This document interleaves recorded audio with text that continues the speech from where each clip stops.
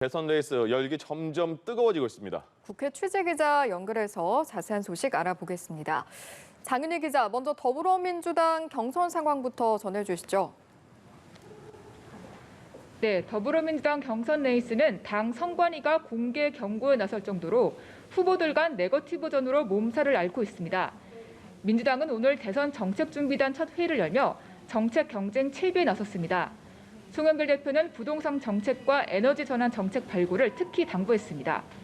경선 후보들도 오늘은 정책 행보에 집중합니다. 이재명 후보는 오늘 국회에서 기본소득 정책을 발표했습니다. 차기 정부 임기 내에 청년 기본소득 연 200만 원을 지급하겠다고, 오는 2023년부터는 청년 기본소득 대상자를 제외한 전 국민에게 연 100만 원을 소멸성 지역화폐로 지급하겠다고 설명했습니다. 기본소득은 1회로 시작해 최소 4회 이상으로 늘려가겠다고 말했습니다. 재원은 재정구조 개혁과 예산 절감으로 마련하겠다고 밝혔습니다.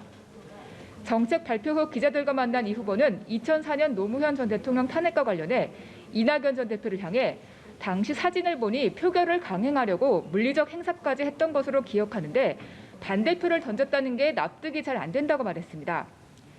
이낙연 후보는 오늘 부산에서 여성 암 환자를 만나 5번째 여성 정책을 발표했습니다. 이낙연 후보는 여성들이 암 이전의 일상으로 회복할 수 있도록 돕는 사회복귀 국가 책임제를 실시하겠다고 공약했습니다. 이 후보는 오후엔 부산 해운업체 관계자들과 만나 해운업계 활력을 위한 정책 구상을 밝힐 예정입니다. 호남을 순회하고 있는 정세균 후보는 오늘 언론 인터뷰에서 경쟁자들을 향해 견제구를 날렸습니다.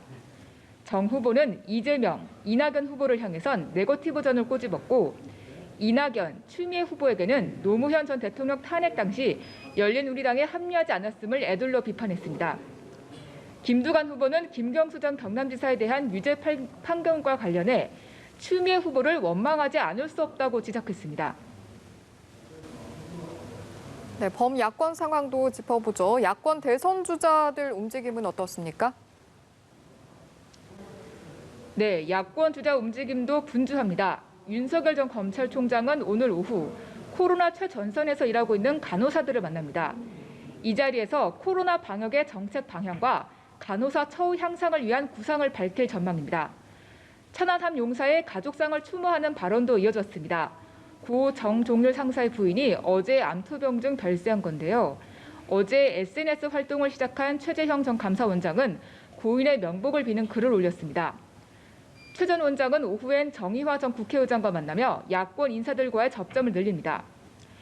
유승민 전 의원도 천안함 용사 가족상을 추모하며 부디 하늘나라에선 사랑하는 남편과 해우하시길 바란다고 추모했고, 오후에 조문을 갈 예정입니다. 네, 김경수 전 경남지사의 유죄 판결 여진도 계속되고 있죠. 자, 오늘 아침에 나온 여야 지도부의 입장도 전해주시죠.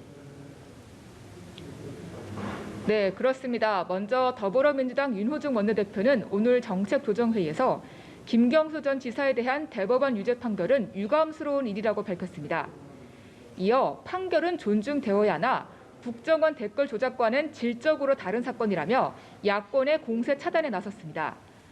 반면 국민의힘 이준석 대표는 최고위원회의에서 민주당을 향해 지난 대선 경쟁 후보들에게 사과하라고 촉구했습니다.